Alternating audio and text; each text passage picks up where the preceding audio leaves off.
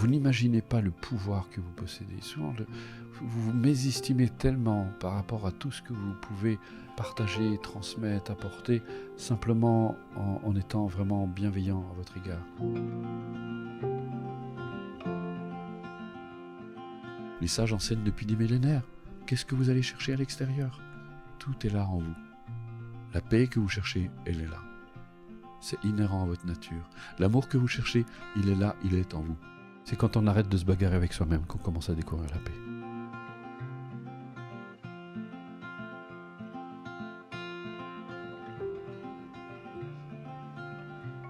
Et à force de pratique, d'ouverture, de commencer à assouplir votre esprit, puis commencez vraiment à vous faire confiance, commencez à être un peu plus doux avec vous-même.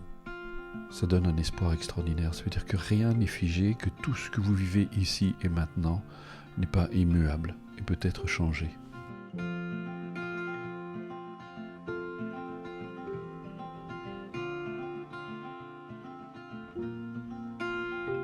Tous les jours, la méditation, qu'est-ce que je peux mettre aujourd'hui dans ma vie? Tous les jours, ces petites graines que vous cultivez. Vous retrouvez le goût de vivre, que vous avez envie de vivre pleinement votre existence. Et que vous trouvez sens à votre vie, alors vous avez gagné. C'est ça la méditation.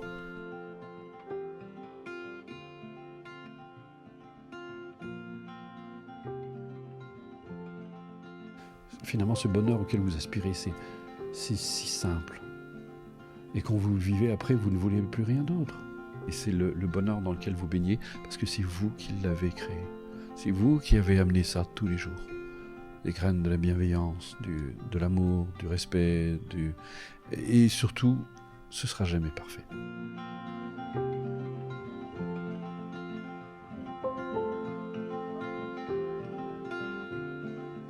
Ce bonheur de réaliser ce que nous sommes pleinement, parce que qui mieux qu'une personne heureuse peut apporter du bonheur autour d'elle? Et c'est le cadeau que vous faites aux autres. Vous faites le cadeau de votre bonheur aux autres. C'est important de se poser les questions et de se dire maintenant, quel est le cadeau que j'ai envie de me faire pour le reste de mes jours?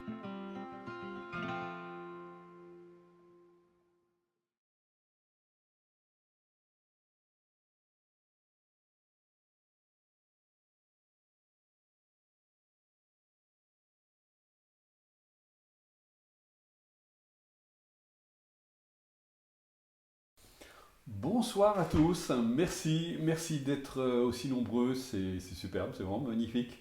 Alors, est-ce que vous aimez? Je vais vous poser une question. Alors, je demande pour le moment, surtout pour les personnes qui viennent pour la première fois. Alors, d'habitude, Nathalie est avec moi, mais là, ce week-end, elle n'est pas là. Euh, alors, je vais d'abord faire un petit développement. Ensuite, je vous inviterai à poser des questions. Pour l'instant, ne mettez pas de questions sur le chat. Alors, on a fait un petit montage technique avec Loïc qui est derrière la technique, hein, pour que je puisse recevoir vos questions, parce que moi je ne peux pas les lire sur le chat pendant que je donne la conférence. Donc on a fait un petit montage qui me permet moi il va me transmettre en fait vos questions. Mais pour le moment, ne posez pas de questions, je vais juste vous donner quelques informations.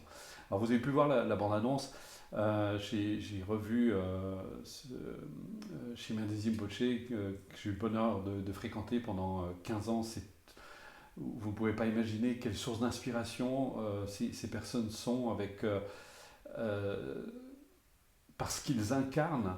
Alors il ne faut pas croire, je fais juste une petite digression, il ne faut pas croire quand on parle de sage, de bienveillance, d'amour, de compassion, parce que nous on est très imprégnés de cette espèce de, comment dire, on associe la bienveillance à quelque chose d'affectif, euh, et parfois voilà, c'est tout tendre.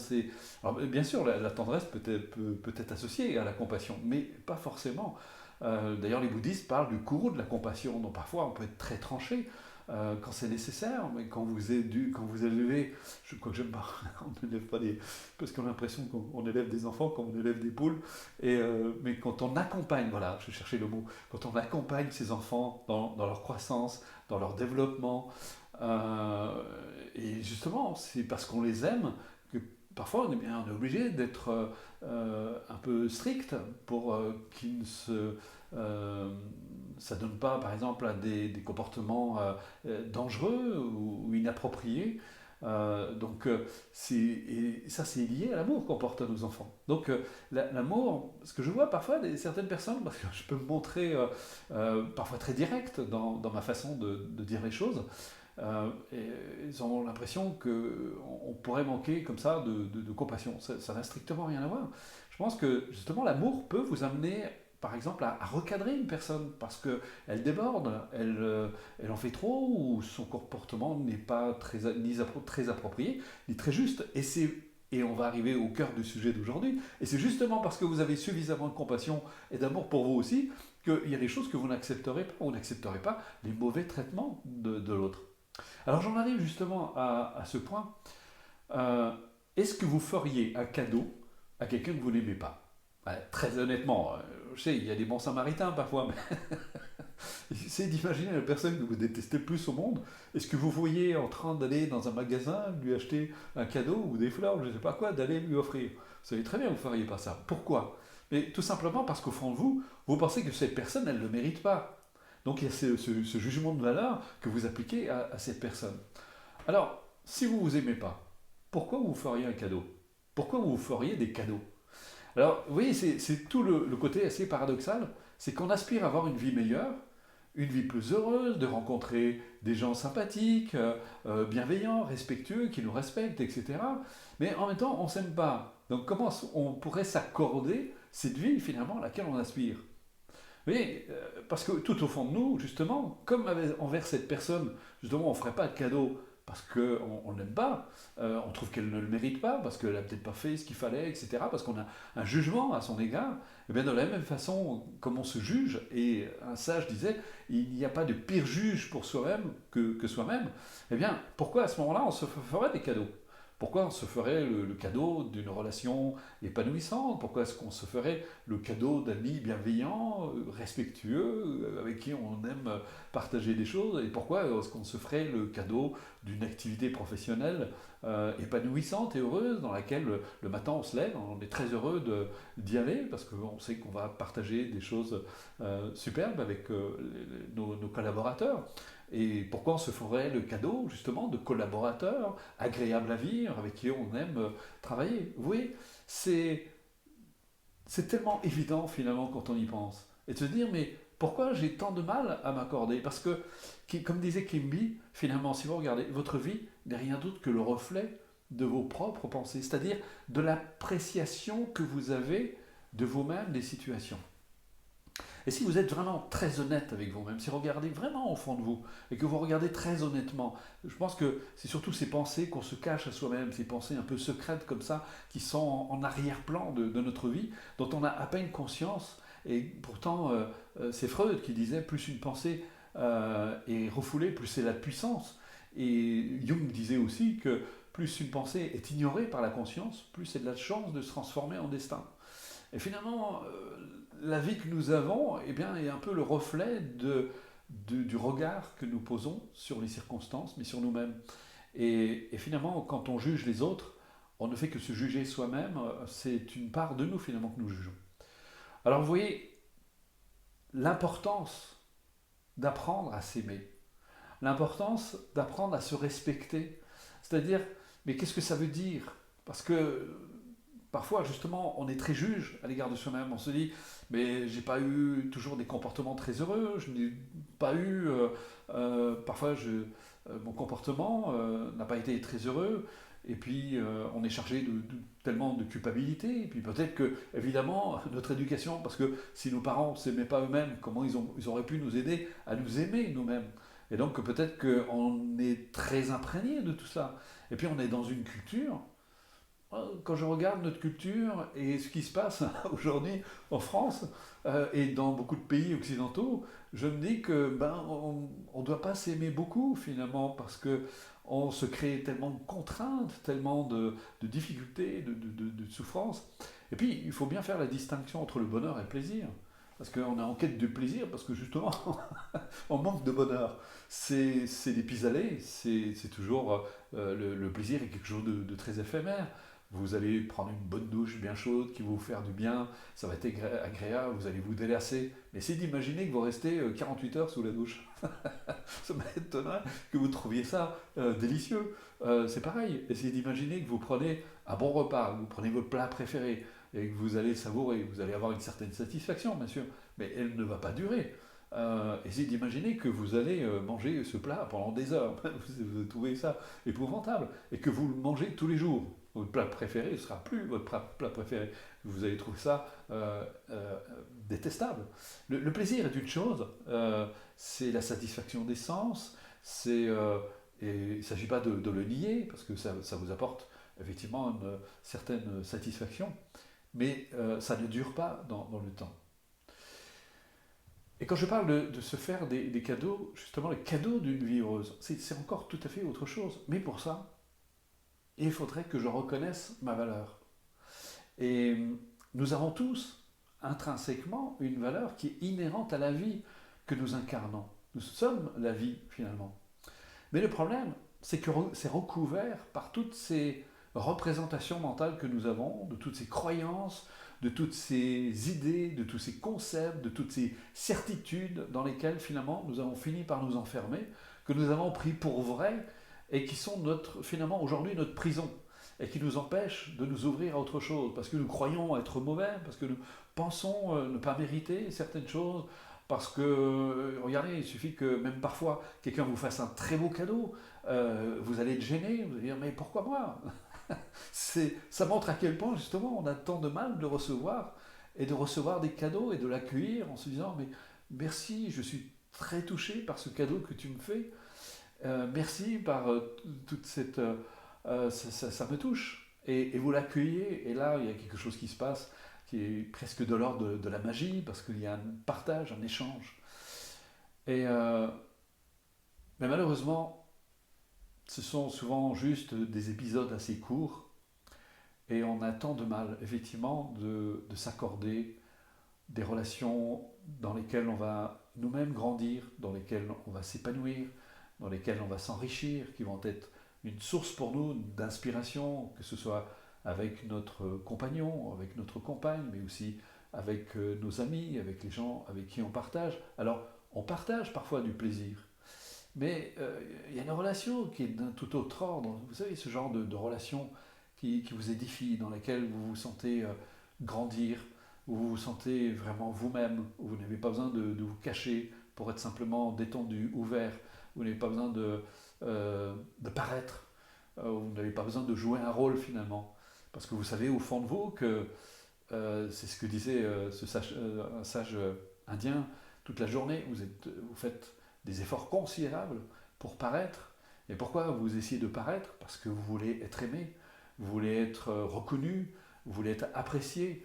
Et le problème, c'est que ça demande de grands efforts de paraître. Si à la fin de la journée, vous êtes très fatigué parce que vous avez essayé d'être un bon patron, une bonne mère, enfin bref, vous avez essayé de plaire à tout le monde, vous avez essayé de satisfaire parce que en retour, vous voulez être aimé. Mais ça demande une énergie considérable et vous avez très peur finalement d'être vous-même parce que vous avez peur qu'on vous abandonne, qu'on vous délaisse, qu'on ne vous aime pas pour ce que vous êtes, tel que vous êtes. Mais pourquoi? Mais parce que vous êtes la première personne à poser ce regard sur vous-même, à être parfois dur envers vous-même, à vous dire mais il faut que je sois fort, il faut que je sois gentil, il faut que je sois agréable avec tout le monde, il faut surtout que je réponde aux attentes des autres parce qu'ils attendent quelque chose de moi. Et, euh, et ça, bon, pendant un certain temps ça va marcher, mais au bout d'un moment, vous allez avoir le sentiment de vous étioler, de vous épuiser, d'être toujours dans l'effort, dans la contrainte, de ne pas pouvoir vraiment être vous-même, enfin détendu, heureux, libre, pouvoir sourire à chaque instant, de pouvoir rire en toutes circonstances. Pour vous assurer, moi, alors je vis à la campagne, je vis un petit peu retiré de tout ça, mais quand je descends dans la ville, je me dis, mon Dieu, ces visages qui sont si peu souriants, où on voit les gens sont un peu déprimés, et on est effectivement dans une culture où il y a beaucoup de burn-out, beaucoup de dépression, beaucoup d'anxiété. Et puis malheureusement, la seule réponse qu'on donne à ce genre de mots, ben, c'est des antidépresseurs, des anxiolytiques, etc., qui finalement ne sont que les camisoles chimiques qui endorment la douleur. C'est comme lorsque vous prenez certains médicaments très forts, parce que vous avez des douleurs ou une maladie, et en fait vous masquez simplement les symptômes. Mais le problème, c'est que c'est comme si euh, vous interdisiez à votre corps de s'exprimer, parce que la douleur, elle est là pour vous dire quelque chose qui ne fonctionne pas.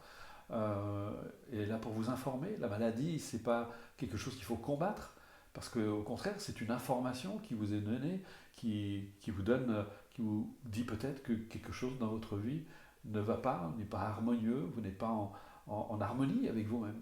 Et donc, c'est là où l'importance d'apprendre à s'aimer, c'est-à-dire cette attitude bienveillante à l'égard de soi-même, apprendre à se respecter, se dire mais euh, j'aspire au bonheur et j'ai droit au bonheur. Ce bonheur est quelque chose de légitime parce que, euh, comme je ne cesse de le répéter, qui mieux qu'une personne heureuse peut apporter du bonheur autour d'elle. Et donc me priver de ce bonheur, eh bien c'est au fond, c'est priver aussi les autres de ce bonheur.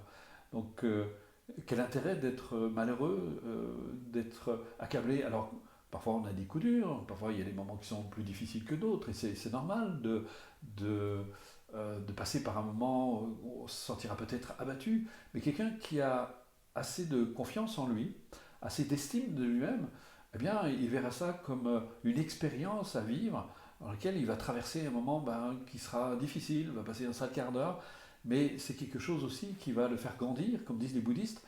La souffrance, c'est comme un aiguillon qui nous oblige à sortir la tête hors de l'eau.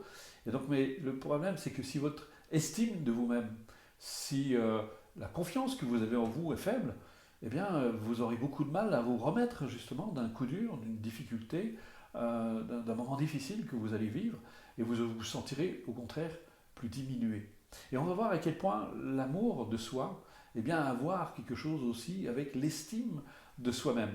Parce que si vous avez une bonne estime de vous-même, eh bien, vous allez inévitablement rencontrer des gens autour de vous qui vont aller dans ce sens. C'est comme si on avait une espèce de... On émanait une certaine vibration qui attire des gens qui sont à peu près dans la même vibration et qui fait que voilà, on se rencontre entre gens heureux, entre gens de bonne estime de soi et qui partagent et qui se donnent mutuellement et qui s'enrichissent les uns les autres. Alors que, au contraire, si on a une faible estime de soi, eh bien, on va rencontrer des gens peu valorisants. Les personnes qui nous entourent auront tendance à sans arrêt nous critiquer, nous juger, faire des remarques tout le temps, cette dévalorisation permanente, et on retrouve ça dans le jeu assez pervers des relations de manipulés et manipulateurs, et finalement n'apporte aucun bonheur à personne. Donc on voit encore une fois à quel point c'est important de retrouver ce chemin en fait de l'estime de soi, de l'amour de soi.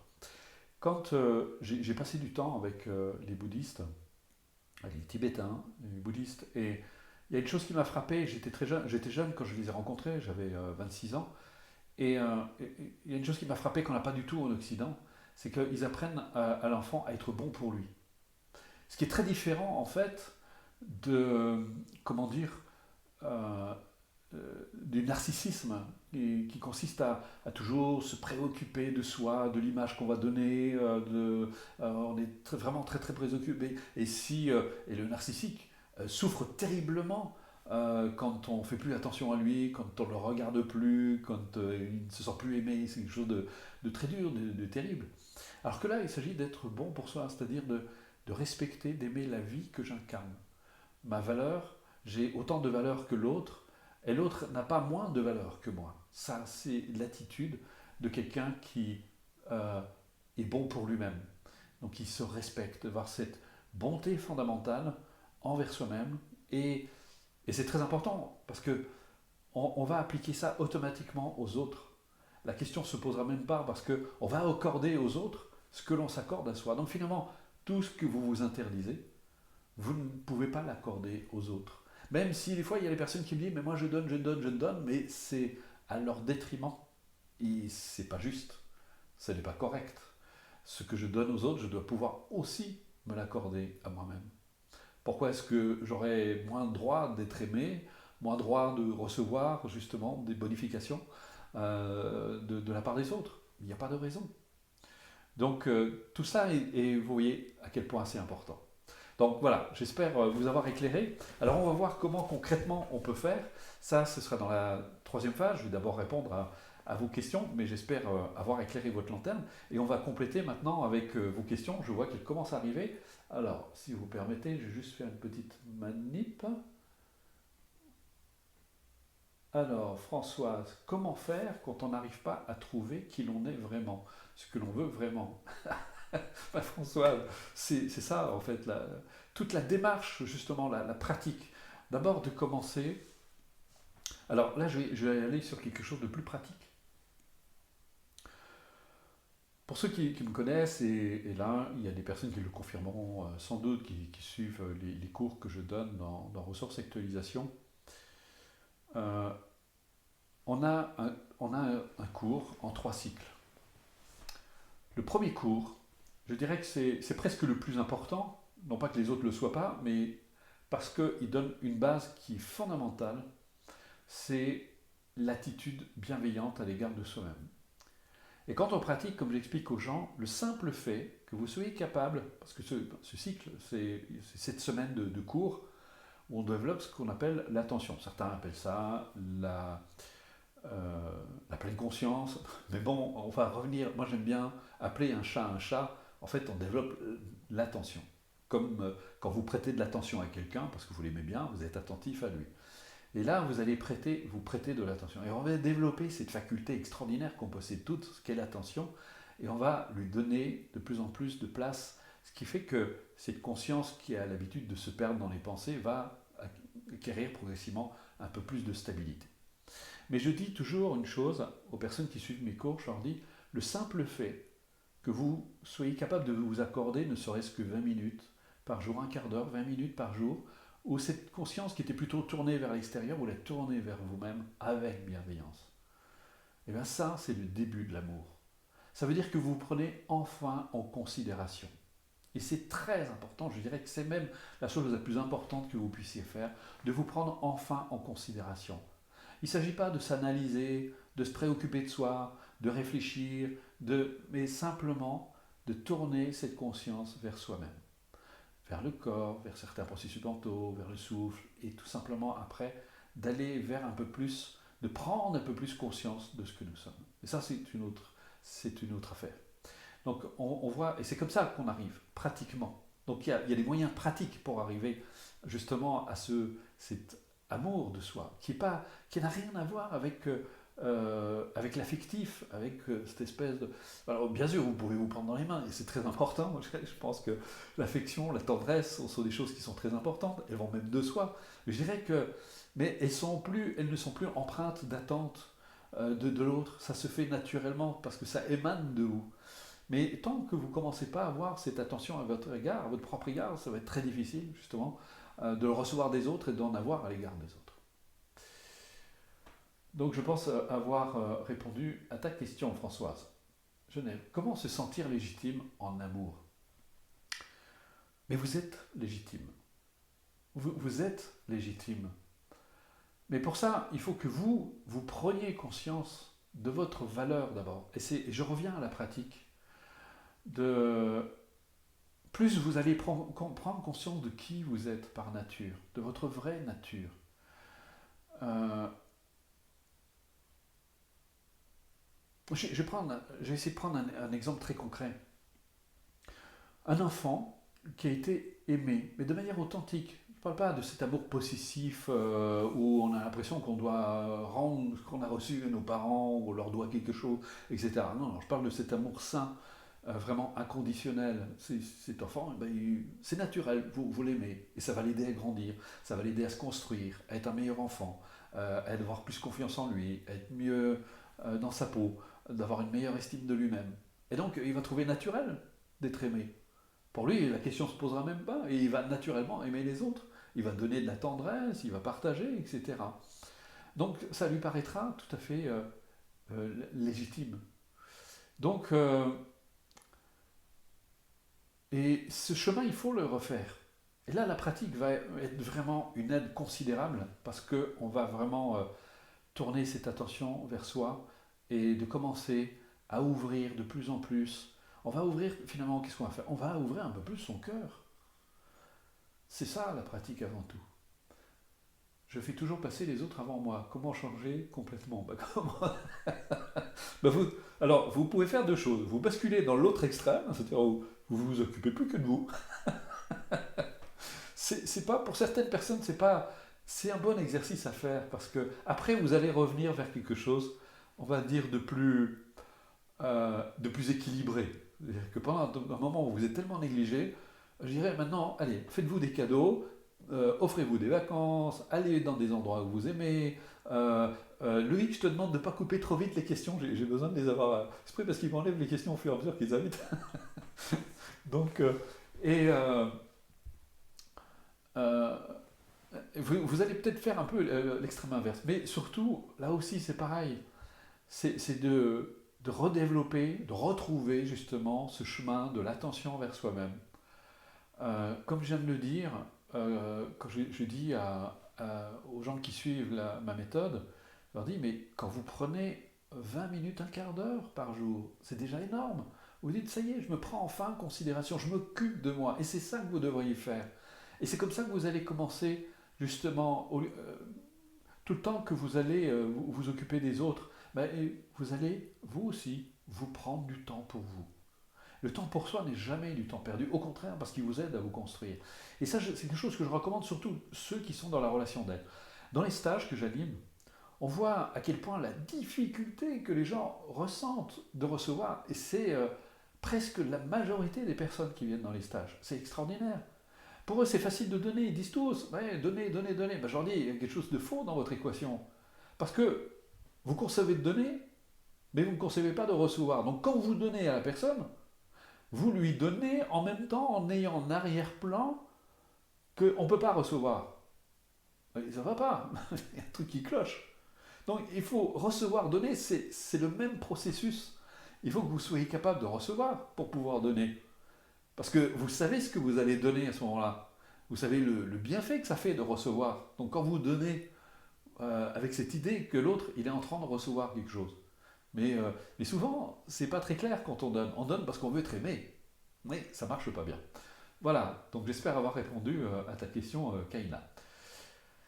Myriam, quelle est la définition de votre vraie nature? Si, Myriam, je te donne une définition, eh ben, ce n'est plus la vraie nature. Euh, Ça n'a pas de nom et ça se réalise par la pratique. Donc là, ben, viens dans un stage et je te montrerai, je ne te définirai pas ce qu'est la vraie nature. Et ça, ça fait partie, c'est le troisième cycle. D'ailleurs, ceux qui suivent les cours, si vous vous rappelez la leçon sur le non-ego, voilà, c'est un. Je pourrais parler, par contre, de ce que n'est pas la vraie nature. Parce qu'en fait, nous, on a un sens du moi très fort. Mais regardez, amusez-vous à faire ce simple exercice. Quand vous dites moi, je, à quoi faites-vous référence? Et vous allez voir la difficulté que vous allez avoir de trouver à quoi vous faites référence. Et vous allez voir finalement que cette notion d'un moi euh, est un concept. Ce n'est pas une réalité en soi. Mais ça, c'est un autre sujet. Je ne vais pas débattre là-dessus, parce que c'est pas la conférence de ce soir. Juliette, comment se libérer de la culpabilité, du sentiment de non-légitimité pour enfin se sentir libre d'aimer les autres? Ben, Juliette, d'où naît la culpabilité? La culpabilité, elle vient du jugement. C'est parce que tu te juges en bien, en mal, tu juges tes actions, tu juges tes comportements en bien et en mal. Il faut apprendre à les regarder, de voir son comportement plutôt de voir qu'il n'est pas toujours approprié. C'est-à-dire qu'il n'est pas approprié aux circonstances au lieu de se juger. Et pour ne pas se culpabiliser, c'est de savoir tirer bénéfice de ces expériences. Alors d'ailleurs, dans le cycle 2 de la démarche, j'ai consacré tout un cours justement à la culpabilité, parce que c'est un véritable poison. D'ailleurs, j'ai donné la semaine dernière, enfin on a rediffusé une conférence sur la culpabilité, parce que c'est un véritable poison. Donc il faut vraiment, et c'est comme ça que tu vas trouver ta légitimité, en cessant de te juger, en cessant de te jeter l'anathème, de dire c'est bien ce que je fais, c'est pas bien ce que je fais, etc. Apprends de tes erreurs, enrichis-toi de tes erreurs, enrichis-toi de tes expériences. Ça, Lucy Huxley qui disait l'expérience, c'est pas ce qui nous arrive, c'est ce que nous faisons de ce qui nous arrive.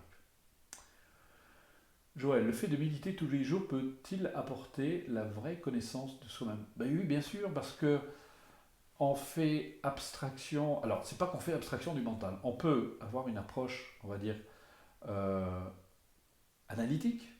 Il y a ce qu'on appelle la méditation analytique, c'est-à-dire qu'on prend le temps de réfléchir sur certains aspects de la réalité. On peut méditer, par exemple, réfléchir sur la notion d'impermanence, d'interdépendance, de vacuité aussi, sur la notion d'amour, de compassion, parce que c'est important. Pour pouvoir méditer sur quelque chose, il faut bien le comprendre, bien le connaître. Il faut avoir une compréhension juste, profonde. Et une fois qu'on a cette compréhension juste, à partir de là, on peut méditer. On peut arriver à l'étape de la méditation, où là, on met en suspens, en fait, notre mental pour plonger dans la réalisation, par exemple, de réaliser l'impermanence des phénomènes, de réaliser ce qu'est véritablement l'amour, la compassion. Et c'est ça qui va faire qu'on va acquérir une vraie connaissance, une connaissance profonde, qui va nous apporter justement cette sérénité, cette tranquillité d'esprit. On ne sera plus le jeu de nos pensées, puisqu'elles sont, on sait par nature qu'elles sont impermanentes, qu'intrinsèquement elles sont vides, qu'elles n'ont pas d'existence propre, qu'elles n'ont pas d'identité solide, qu'elles sont comme des nuages finalement, qui se créent à la faveur d'un certain nombre de causes et de conditions. Et donc elles ont de moins en moins d'emprise sur nous, ces pensées et ces émotions. Et donc effectivement, oui, je confirme, parce que comment dire, la conscience est une qualité de connaissance. Et donc, dès qu'elle s'éveille, dès qu'on lui donne les moyens de s'éveiller, eh bien, on acquiert cette connaissance. Comment arrêter d'être beaucoup trop intransigeante, sévère avec soi-même? Eh bien, je dirais mettre de la douceur. C'est quoi le contraire de l'intransigeance? C'est l'indulgence. Eh bien, c'est ce qu'on appelle le jeu des antidotes. Quand vous avez une tendance qui est prédominante, si vous êtes justement trop sévère, trop dur avec vous-même, ben mettez un peu de souplesse dans votre vie. Apprenez à rire de vous aussi, de mettre de la gaieté, de la joie, d'apprendre à rire de vous. Et puis surtout d'être indulgent, de vous dire, bon, bah voilà, j'ai pas eu un comportement très heureux, c'était pas très... Voilà, mais bon, j'ai essayé de tirer bénéfice de cette attitude, et puis j'ai essayé justement d'être un peu plus souple, et vraiment apprenez à rire de vos erreurs, vous trompez, et puis laissez les autres aussi rire de vous aussi, de vous trop sérieux. D'ailleurs, ça me rappelle une phrase je ne sais pas, je n'arrive pas à retrouver l'auteur qui a dit ça, ne vous prenez pas trop au sérieux, de toute façon, vous ne vous en sortirez pas vivant. Donc voilà, mettez de la souplesse. Quels sont les moyens pratiques concrets pour apprendre à s'aimer? Je viens de les décrire. On a une formation, enfin j'ai une formation en 3 cycles qui s'inspire de tout ce que j'ai reçu de la part des maîtres que j'ai rencontrés. On commence par le développement de l'attention, quelque chose de très important, et c'est ça qui va commencer, je viens d'ailleurs de le dire, vous allez commencer à vraiment vous prendre en considération, vous occuper de vous. C'est plus lié à l'attitude bienveillante à l'égard de soi-même. Quand on parle d'amour, c'est un peu galvaudé parce que ça se mélange avec les affects, avec l'autre il m'aime plus parce qu'il n'est pas gentil avec moi, etc. Ça n'a rien à voir. D'ailleurs, une personne peut ne pas être gentille du tout avec vous et vraiment vous aimer. C'est peut-être parfois pour vous secouer, pour vous réveiller. Et donc là, c'est pareil. Donc là, c'est vraiment, vous avez tout dans la démarche des 3 cycles. On va vous en parler, enfin, je vais vous en parler. C'est moi qui vais vous en parler. Donc, pour vous montrer, il y a vraiment, on peut faire des choses vraiment. Henri, quelle est la meilleure pratique pour arriver à cet amour de soi perdu suite à des blessures d'histoire amoureuse? Euh, il n'y a pas une pratique à proprement parler. C'est le fait de tous les jours, justement, de commencer, comment dire, quand vous pratiquez, il se passe une chose. C'est que vous commencez à élargir votre champ de conscience. Votre champ de conscience commence à s'élargir, c'est-à-dire que votre conscience se détache un petit peu de ce qu'on pourrait appeler ses supports. Elle est moins attachée aux pensées, commence à avoir du recul, de la hauteur. et de fait, votre champ de conscience commence à s'élargir. Et c'est pour ça que je dis que la réalisation de soi, c'est un processus d'élargissement du champ de conscience, mais aussi un processus de renoncement. Pourquoi? Parce que comme votre champ de conscience s'élargit, vous commencez à apprendre, il y a des paramètres qui étaient ignorés par la conscience jusque-là, et qui vont commencer à entrer en ligne de compte. Et c'est d'imaginer, vous avez un objet en face de vous, mais vous ne voyez que cet objet. Et que vous commencez à prendre de la hauteur. Qu'est-ce qui va se passer? Vous allez voir les objets qui sont derrière aussi, qui étaient cachés par cet objet, vous ne voyez que cet objet. Et vous commencez à prendre de la hauteur, vous voyez. Et c'est Dalai Lama qui disait lui-même, essayez d'imaginer, vous prenez, il avait un œuf, il était en train de donner une conférence, il y avait des œufs devant lui, il prend un œuf, il disait, imaginez, je mets l'œuf tout près de mon visage, je ne vois plus que l'œuf, je ne vois pas ce qu'il y a derrière. Et si je mets l'œuf au bout de ma main, je vois l'œuf, mais je vois tout le reste. Donc ça vous donne cette hauteur de vue qui est très importante. Et pourquoi de renoncement? Parce que vous allez commencer à renoncer à des comportements, des attitudes, des pensées. Vous arrivez de plus en plus à y renoncer. C'est ça le vrai renoncement en fait. Vous allez renoncer à ce qui crée de la souffrance. Et donc vous allez poser un regard très très différent à l'égard de vous-même. Et c'est ce qui va soigner progressivement vos blessures. Parce que en élargissant votre champ de conscience, vous élargissez aussi votre champ de bienveillance, d'amour de vous-même aussi, de respect. Et ça va donner de plus en plus de place. Essayez d'imaginer, par exemple, je donne souvent cet exemple, imaginez une cuve où il y a au fond un fond d'eau, mais très... c'est toxique. Mais imaginez que tous les jours, vous mettez un peu d'eau, un peu d'eau, un peu plus d'eau, mais de l'eau pure, de plus en plus, de plus en plus. Qu'est-ce qui va se passer? Ça va se diluer. Imaginez, mais la cuve est suffisamment grande, c'est milliers de litres, et vous remplissez de milliers de litres. Et en fait, cette toxicité, en fait, est tellement diluée qu'elle ne peut plus avoir d'effet. Eh bien, c'est un petit peu votre cas. C'est que plus vous allez faire grandir, en fait, vos qualités humaines qui sont inhérentes à votre nature. Ce n'est pas des choses que vous inventez, elles sont inhérentes à votre nature. Mais simplement, vous allez commencer à leur donner un peu plus de place dans votre vie. Elles vont prendre de plus en plus de place, de plus en plus de place. Et ce qui vous fait souffrir commence à perdre de son intensité, commence à perdre de son pouvoir. Mais pour ça, tous les jours, on pratique, et on commence à étendre ce champ de conscience. Voilà. Je n'arrive à m'aimer qu'à travers les autres. Comment sortir de cette dépendance affective? Même chose. En réalité, ce qu'on appelle la dépendance affective, c'est une histoire de robinet fermé. Je vais vous expliquer. En fait, nous avons tous des besoins. On a des besoins physiques, que vous connaissez certainement. On a des besoins, des besoins affectifs, qui sont tout à fait naturels. Donc, c'est normal qu'on cherche chez les autres à satisfaire, ces besoins affectifs, qui ont tendance, je dois l'avouer, à diminuer avec justement la pratique, avec l'âge aussi, etc. Parce qu'on a moins besoin d'être nourri sur le plan affectif.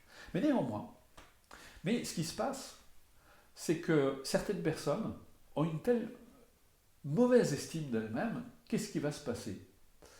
Eh bien, elles vont aller vers des robinets vides, c'est-à-dire des personnes qui sont peu nourrissantes, qui ne donnent pas, qui ne nourrissent pas la relation. Et donc, elles ont toujours l'impression d'avoir soif. Et ils sont toujours assoiffés. Donc, elles ont toujours l'impression d'être en demande. Mais il suffit qu'elles rencontrent quelqu'un parce qu'elles commencent à avoir un peu plus d'estime d'elles-mêmes, qu'elles se disent, mais j'ai le droit d'être aimée, j'ai le droit de recevoir de l'amour des autres, etc. Elles commencent à se détendre avec ça et ne se sentent plus dépendantes parce qu'elles vont trouver naturellement des robinets ouverts, des robinets où vont pouvoir étancher leur soif. Et une fois qu'elles ont étanché leur soif, eh bien, elles sont en paix. Eh bien, c'est un petit peu pareil. Donc, ce n'est pas une véritable dépendance affective, c'est juste que, quelque part, vous manquez d'estime, tu manques d'estime de toi-même, et donc peut-être qu'il convient maintenant de faire ce qu'il faut pour avoir un peu plus d'estime de toi-même, et je viens d'expliquer ce que vous pouvez faire. Quand on a perdu, Dominique, quand on a perdu la confiance en soi, que l'on a perdu le sens de sa vie parce que l'on a perdu son travail, que l'on vit seul, sans enfant et sans construire sa famille, sans avoir construit sa famille, ça devient compliqué pour moi de me projeter sans avoir peur de repartir dans des expériences difficiles, échecs récurrents qui m'ont amené à m'isoler au final. Mais oui, parce que tu n'apprends pas de ce que tu as vécu. C'est récurrent, ça se répète. Un jour, une amie était venue dans un de mes stages, elle me dit pourquoi je fais toujours le même rêve. Et je lui réponds pourquoi je te répète toujours la même chose. Elle me dit parce que j'ai toujours pas compris.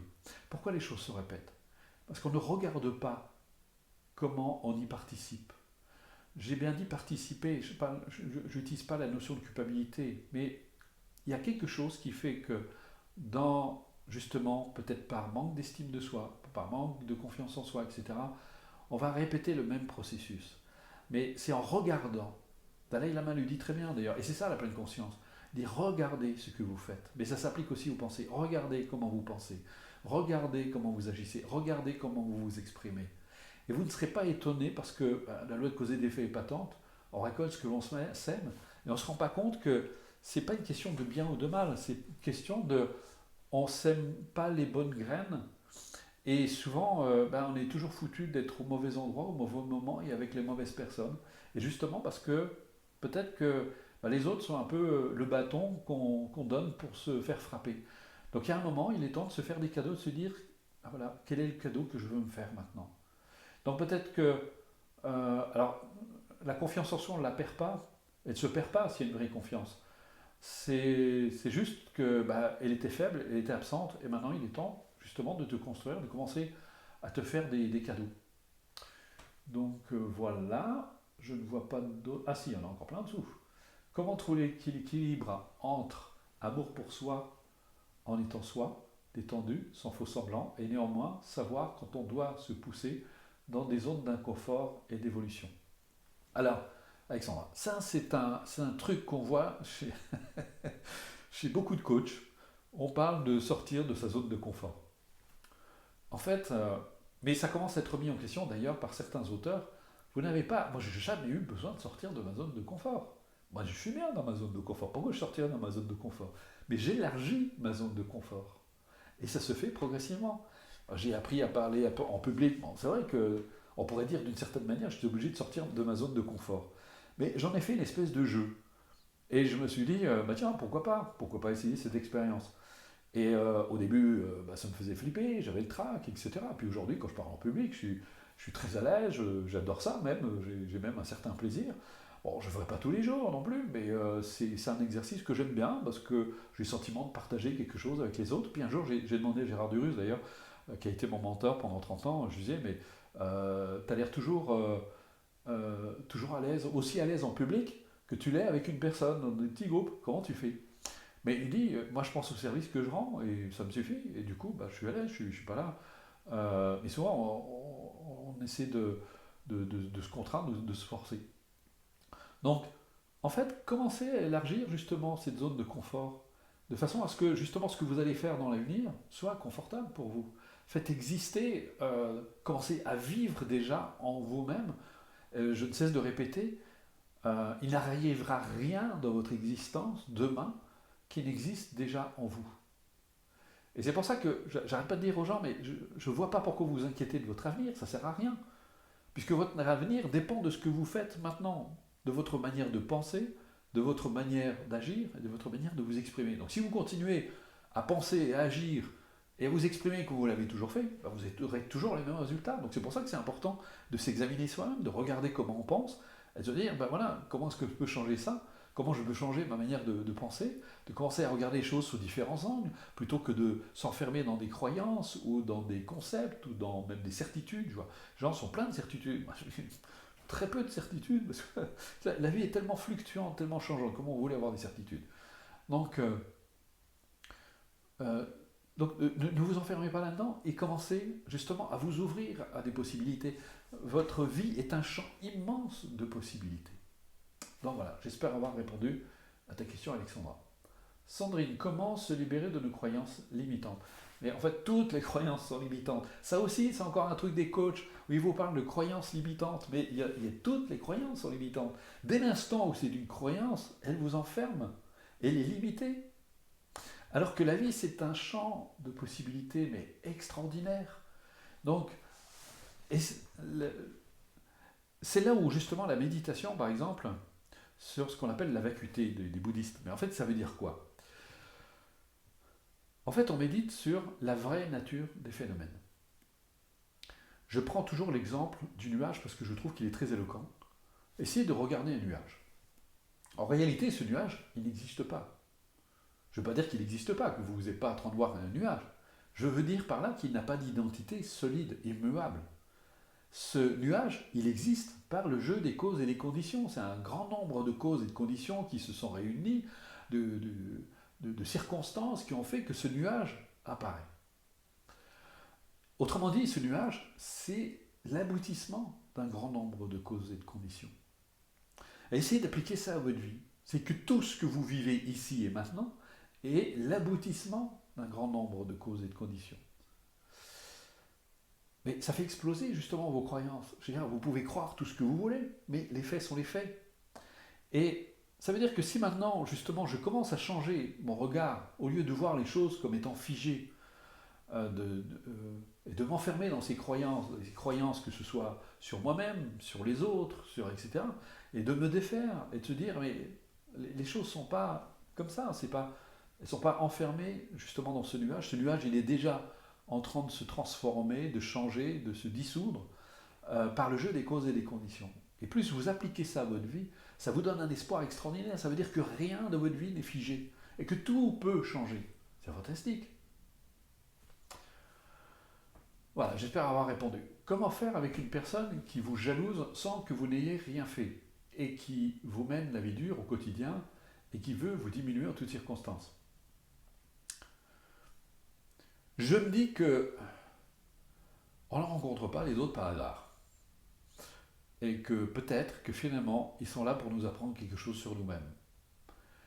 Et je me plais à répéter, si quelqu'un vous met en colère, vous dites d'ailleurs souvent, c'est intéressant de dire l'autre il m'a mis en colère. En réalité, il ne vous a pas mis en colère, il a réveillé de la colère. Mais si quelqu'un... non, je reprends ce que j'ai dit. Imaginez quelqu'un qui est très en colère après vous. Et vous, ça vous met très mal à l'aise. Lui, son problème, c'est sa colère. Mais vous, votre problème, c'est votre malaise. Libérez-vous du malaise, et l'autre, il ne peut plus vous atteindre, c'est fini. Donc, si ça crée un malaise en toi, ça, c'est ta difficulté à toi. Donc, c'est en dégageant ça qui fait que l'autre, quoi qu'il fera, il peut être jaloux. En fait, c'est sa souffrance, sa jalousie. Il est jaloux, ou elle est jalouse. Donc, et cette personne, elle souffre. Elle souffre justement d'un manque d'estime d'elle-même. Et c'est de la souffrance finalement qu'elle est en train de manifester. Mais le jour où tout ça sera clair pour toi, c'est fini. L'autre ne peut plus t'embêter. Donc, et ça ne te gênera plus que l'autre soit jaloux. Bonsoir, comment vaincre la peur avant la séparation? Pourquoi tu prévois de te séparer? euh, tout est changement, tout change. On n'a jamais de certitude sur le fait que notre relation va durer toujours, que on n'a pas de certitude sur le fait qu'on va vivre longtemps ou pas. Tout ça sont des croyances. Et je crois qu'il faut être à l'aise avec le changement. Tout change, tout se transforme en permanence. Et ça fait partie de la danse du changement. Alors qu'on ait peur, c'est normal. Je pense que c'est plutôt la peur qu'il faut accepter. C'est pas la vaincre. Pourquoi vaincre quelque chose qui s'élève spontanément à la conscience? Pourquoi vaincre si on est inquiet parce que son enfant n'est toujours pas rentré? C'est tout à fait naturel. On ne va pas vaincre cette inquiétude, on ne va pas vaincre cette peur. C'est d'apprendre à l'accepter. Et plus on va l'accepter, et bien plus on pourra l'adoucir, l'apaiser et faire en sorte qu'elle soit moins accaparante. Comment s'aimer quand un enfant a reçu très peu d'affection? Eh bien, c'est justement raison de plus. Euh, j'ai une amie qui était venue dans un cours et qui me disait, mais comment on fait justement? Elle m'avait posé à peu près la même question. Elle me dit, mais comment est-ce qu'on fait quand nos parents ne nous ont pas aimés? Et je lui dis, en fait, tes parents, c'est pas qu'ils ne t'ont pas aimé, c'est qu'ils n'ont pas pu t'aider à prendre conscience de l'amour que tu avais en toi parce qu'ils en avaient peu conscience pour eux-mêmes. Vos parents avaient peu conscience parce que cet amour, cette compassion, elle est inhérente à notre nature. Et si un parent n'arrive pas à transmettre ça à son enfant, c'est parce qu'il a lui-même peu conscience de ses capacités à aimer. Donc, tes parents ne t'ont pas, ils n'ont pas manqué de t'aimer, euh, ils ont juste pas su te le transmettre. Mais ça, c'est présent en toi, et il faut que tu l'acceptes. Et plus tu vas accepter que cet amour est présent en toi, plus tu vas arriver à l'éveiller. Je vois dans les stages, les gens viennent, mais il y a une telle bienveillance, une telle authenticité. Les gens sont tellement émus, touchés, et se disent, mais comment c'est possible de recevoir autant d'amour? Ben, je dis, c'est simplement parce que là, vous acceptez de vous ouvrir, et donc de recevoir, et en même temps d'éveiller cet amour qui est en vous. Tout ce que vous ressentez, il a toujours été là, il a toujours été en vous, il n'a pas été inventé. C'est juste les conditions du stage ont fait que vous avez enfin accepté de vous ouvrir et accepté de recevoir. Et voilà, et ça arrive. Donc c'est en vous, c'est pas besoin de l'inventer. Comment gérer des relations avec des personnes qui ne s'aiment pas? Je me rends compte qu'en avançant dans l'intégration, c'est difficile de rencontrer une personne ad hoc.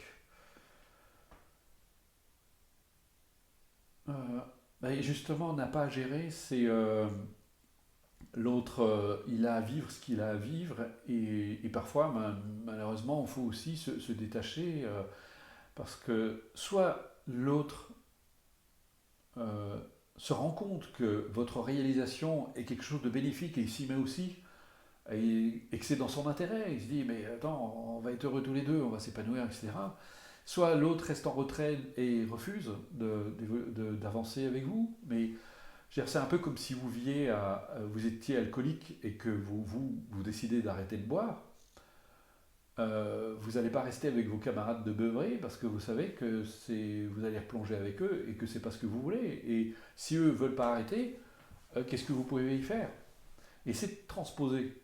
Maintenant, de mettre ça dans votre vie, de dire, bah, si les gens ne s'aiment pas, qu'est-ce que je peux y faire? S'ils s'interdisent de recevoir, de s'aimer, qu'est-ce que je peux faire? Est-ce que je dois me forcer à rester avec eux ou est-ce que je dois peut-être commencer à eh bien, dire au revoir? Alors que c'est dans la famille, c'est vrai que c'est un peu difficile. Donc, alors si vous allez dans la famille, eh bien, ouais, dans mon rapport avec ma famille, ben, cessez de les voir comme votre famille, comme votre père, votre mère, mais comme des êtres à part entière qui aspirent au bonheur, mais bon, peut-être qu'ils s'y prennent comme des pieds, mais ça, c'est leur affaire, vous n'êtes pas responsable de ça. Et vous verrez que ce sera plus facile à accepter. S'aimer et penser à soi, alors Gabi, s'aimer et penser à soi, c'est être égoïste d'après notre éducation. Ben non, c'est faux. J'ai pas dit, c'est très important, il faut bien nuancer ce que j'ai dit. J'ai pas dit ne penser qu'à soi, parce que ça, c'est le narcissique. J'ai dit prendre soin de soi. Parce que comment vous voulez prendre soin des autres si vous ne savez pas déjà prendre soin de vous?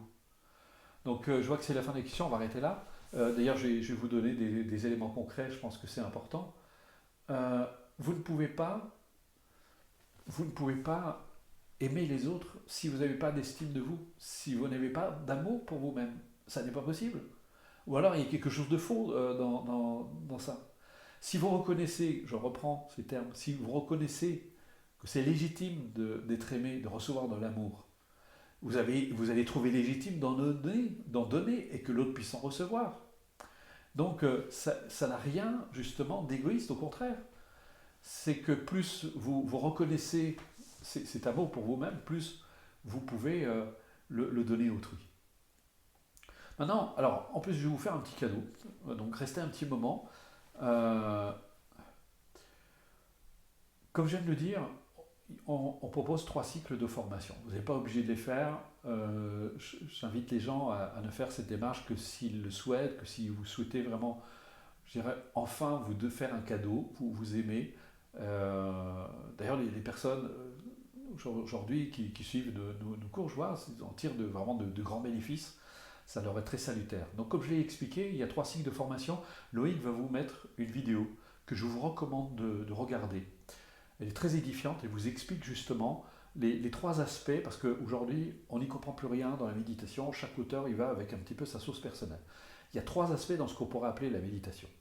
Il y a l'attention, ce qu'on appelle la pleine conscience aussi, les antidotes et la réalisation de sa véritable nature. Les 3 sont indispensables pour avancer.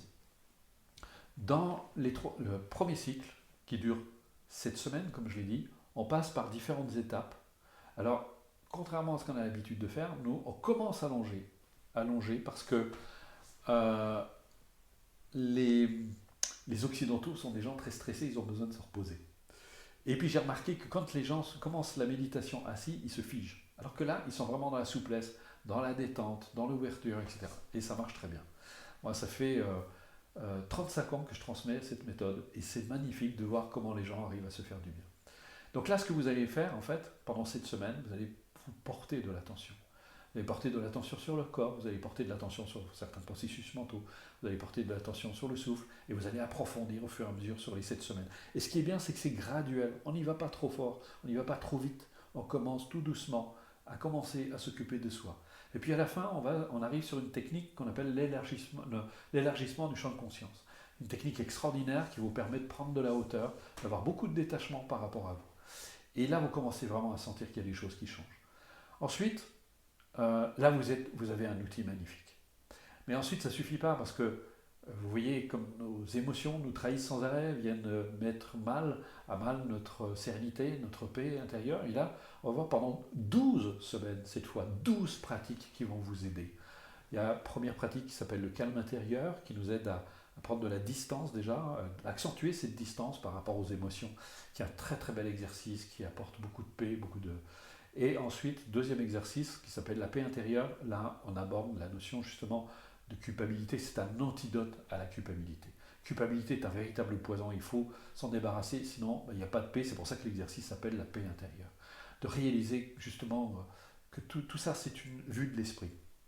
Ensuite on arrive à ce qu'on appelle l'acceptation de soi, qui est très important parce que vous allez apprendre à accepter aussi bien vos qualités, parce que ça c'est très important de reconnaître ses qualités pour justement grandir en estime de soi, et apprendre à être à l'aise avec ce qu'on appelle nos tendances négatives, que ce soit la colère, la jalousie, etc., au lieu de les refouler, d'apprendre à être à l'aise avec tout ça, de ne pas entrer en guerre avec soi-même. Ensuite, il y a un exercice qui nous montre comment favoriser la réalisation d'un objectif, c'est un exercice extrêmement puissant. Et puis après, vous avez des pratiques, évidemment les incontournables techniques de visualisation, d'imagerie mentale, de suggestion. Et puis, il y a un exercice pour renforcer la motivation, parce que la motivation, c'est le moteur de nos actions, c'est très important, il faut qu'elle soit forte. La confiance en soi aussi, qui est indispensable. On peut pas avoir, il n'y a pas de, on ne peut pas réussir sa vie si on n'a pas suffisamment confiance en soi, donc c'est un aspect qui est très important. Donc vous voyez, on traite des sujets qui sont fondamentaux. Il y a des exercices qui s'adressent au corps aussi pour aider le corps à renforcer sa capacité à s'auto-guérir. Et puis, il y a un exercice qui s'appelle l'équanimité des sentiments, qui est un très très bel exercice, qui permet justement, c'est un puissant antidote à la culpabilité d'ailleurs, qui va vous aider à avoir une attitude impartiale à l'égard de vous-même, puis à l'égard d'autrui. Et puis, il y a une initiation à une forme de méditation qui est, elle aussi, vous aide à prendre à énormément de détachement par rapport à vous-même et prendre conscience, c'est le début de la prise de conscience de votre vraie nature. Et puis ensuite, vous avez le troisième cycle, 12 semaines aussi, pour réaliser votre vraie nature. On aborde des notions, justement la notion d'amour, de compassion, il y a un exercice qui s'appelle le yoga du maître, qui est un exercice extraordinairement inspirant. Il y a le corps énergie aussi, là aussi, pour avoir un regard très différent sur soi-même, sur son propre corps. Et puis, il y a toutes ces notions d'impermanence, d'interdépendance, qu'on appelle le non-ego aussi, la vacuité, etc. Donc, sur 12 semaines, la paix intérieure, l'amour, tout ça est abordé justement dans ce troisième cycle. Et donc, dans ces trois cycles, vous êtes équipé à vie, vous saurez quoi faire en fonction des situations que vous rencontrez, vous allez le renforcer, et ce qui est bien, c'est que vous pouvez le refaire autant de fois que vous voulez. Donc voilà, si vous êtes intéressé, si vous souhaitez de suivre cette démarche, son démarche, nous, il faut savoir, alors j'ai oublié de vous dire, c'est que je représente aussi une association humanitaire que j'ai fondée, qui s'appelle Planète Altruiste. Loïc, Nathalie, Jean-Baptiste, et puis 3 autres personnes qui ne sont pas là, font partie de cette association humanitaire. Et donc juste que vous sachiez, c'est que les cours dont je vous parle, Ressources et Actualisation, la société que j'ai créée, vient en soutien justement, quand vous achetez un cours, quand vous participez à un stage, eh bien vous participez aussi à aider Planète Altruiste, cette association humanitaire qu'on a créée. Alors, d'habitude, ces formations, si vous allez voir ailleurs, vous verrez, sont des formations qui, d'habitude, malheureusement, sont relativement chères. Un cycle, en général, c'est entre 500 voire 1000 euros. Mais nous, justement, moi, mon objectif depuis toujours, ça a été de rendre accessible ces démarches au plus grand nombre parce que je trouve que tout le monde devrait accéder à ce genre de connaissances. Mais bon, nous aussi, on a des impôts pour la société, on a des loyers à payer, on a des factures à payer. On ne peut pas le faire gratuitement parce qu'il y a des gens qui nous disent oui, pourquoi vous ne le faites pas gratuit? Moi, je veux bien. À ce moment-là, vous m'invitez chez vous, vous me donnez de quoi me vêtir, de quoi me nourrir. Moi, je pense que ça va vous coûter beaucoup plus cher. Donc voilà. Donc cette rétribution, évidemment, elle est normale. Donc nous, un cycle coûte 250 euros, mais ce soir, je vais vous faire un cadeau. Mais il n'y a personne, en fait, qui ne paye 250 euros. À son tarif réduit, le cours est à 107 euros par cycle. Donc vous voyez, c'est très accessible pour cette semaine. Alors il faut savoir aussi, alors vous allez, mais moi je vais vous faire un petit cadeau ce soir, vous n'allez pas payer 107 euros. Il faut savoir, c'est que dans un cours, en fait, dans un cours, vous recevez une présentation écrite, une présentation audio et un exercice audio. En plus de ça, vous êtes accompagné par mail, par téléphone, alors pas trop parce que vous commencez à être nombreux, mais en plus, vous allez faire partie d'un groupe de soutien. Et c'est extraordinaire, là aujourd'hui, dans ce groupe de soutien, on a, je crois qu'on est plus de 3000 aujourd'hui, et les anciens soutiennent les nouveaux, et moi j'interviens régulièrement ce groupe de soutien pour vous aider dans votre accompagnement. Donc on est là vraiment avec vous, on ne vous lâche pas dans la nature, vous n'allez pas juste acheter des documents et des enregistrements et vous débrouiller à la maison. Non, on est vraiment là, vous serez avec nous et on va vous accompagner. Et ce qui est intéressant, c'est que cette méthode, vous pourrez la refaire autant de fois que vous voulez. Une fois que vous l'avez payé, acquis, eh bien, vous venez dans 3 ans, dans 5 ans, vous dites, voilà, bon, j'ai un peu négligé ma pratique. Si vous allez au cabinet, vous allez avoir un coach, bah, vous allez payer. Non, mais chez nous, vous revenez, bah, vous ne payez pas. C'est acquis, définitivement. Donc c'est quand même l'avantage. Donc, alors, ce soir, on vous fait un petit cadeau. Alors, vous allez utiliser ce code. Alors, ce que vous pouvez faire, vous allez sur le site et vous avez un onglet cours. Donc vous cliquez sur l'onglet cours et là vous allez avoir une présentation en fait générale des cours. Et si vous voulez plus de détails, il y a une présentation cycle par cycle si vous le souhaitez. Et alors, attendez, j'ai peut-être oui si c'est ça, cycle par cycle. Et puis vous avez la présentation, vous allez arriver sur la page des tarifs. Là, on vous explique ce que vous allez recevoir en fonction de ce que vous allez acheter. Et là, en bas, vous pouvez accéder au bon de commande. Donc, vous allez sur le bon de commande, vous mettez le code de réduction Bruno qui n'est valable qu'une fois. C'est-à-dire que si vous commandez un cycle, vous ne pourrez plus utiliser la réduction pour les cycles suivants. Parce que bon, vous ne pouvez pas exagérer. Et au lieu de payer 107 euros, j'ai oublié de vous dire, au lieu de payer 107 euros, vous allez payer 87 euros. Donc voilà. Donc je ne sais pas si vous voyez, parce que vous voyez, c'est un petit peu en dessous. Donc voilà. Alors je l'enlève, vous avez noté, on vous le remettra après. Vous mettez le code Bruno en majuscule. Alors juste une chose, j'ai oublié de vous dire, c'est que ce code, il est valable jusqu'à demain soir.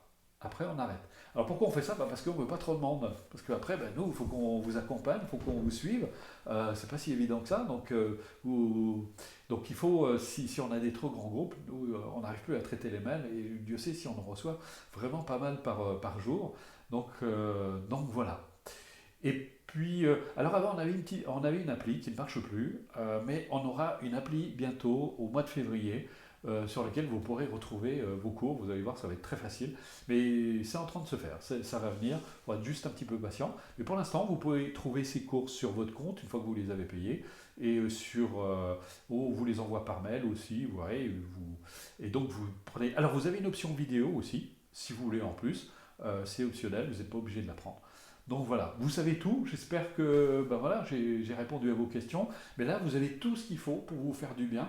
Vous pouvez plus me dire maintenant, Ben, je ne sais pas. Parce que comme disait Dalai Lama, c'est pire de savoir et de ne pas faire que de ne pas savoir du tout. Donc maintenant vous savez, alors vous faites ou vous ne faites pas, mais au moins maintenant vous savez que... Et je peux vous assurer, regardez d'ailleurs sur le lien que vous a sûrement donné Loïc, allez voir la vidéo, les gens parlent de la méthode, les gens qui ont suivi la méthode en parlent, et vous avez plein de témoignages aussi sur la page, d'ailleurs, sur laquelle je vous envoie des témoignages vidéo, de voir, nous on voit des gens qui changent leur vie, mais tous les jours, c'est enthousiasmant. Moi, je trouve ça extraordinaire de se dire, ben voilà, on n'est pas obligé de souffrir inutilement, on n'est pas obligé d'être voilà, d'être dans la difficulté, c'est que du bonheur pour tout le monde. Donc voilà. Alors je vous remercie de m'avoir écouté. C'est toujours un plaisir pour moi de vous partager ces informations. J'espère que vous saurez en tirer bénéfice, que votre vie va changer, parce que vous allez vous donner les moyens. Rappelez-vous, si vous voulez que demain change, eh bien commencez à semer les bonnes graines aujourd'hui, pas demain. Arrêtez de remettre toujours au lendemain. Commencez à faire une petite chose tous les jours, justement, votre pratique. Et c'est ça qui est bien, c'est que vous êtes accompagné. Encore une fois, je vous dis, on ne vous lâche pas. Tous les jours, ça devient votre rituel. Vous prenez soin de vous, vous vous occupez de vous. Et eh bien, ces graines, alors ça met plus ou moins de temps selon les personnes, mais ces graines que vous commencez à semer, eh bien, vont fleurir demain, vont produire des fruits, et vous vous direz, ben voilà, tout ça, c'est le fruit de tout ce que j'ai fait, de toute cette pratique, de tous ces changements aussi. Et ça a fait de vous une autre personne. Donc, merci du fond du cœur. Et puis je vous dis à très bientôt. Alors sachez, il y a des méditations collectives. Allez voir aussi sur Planète Altruiste, il y a des activités. On organise les journées mondiales de l'altruisme. Il y a plein de choses comme ça auxquelles vous pouvez participer. On vous embrasse très fort et puis à très bientôt. Au revoir.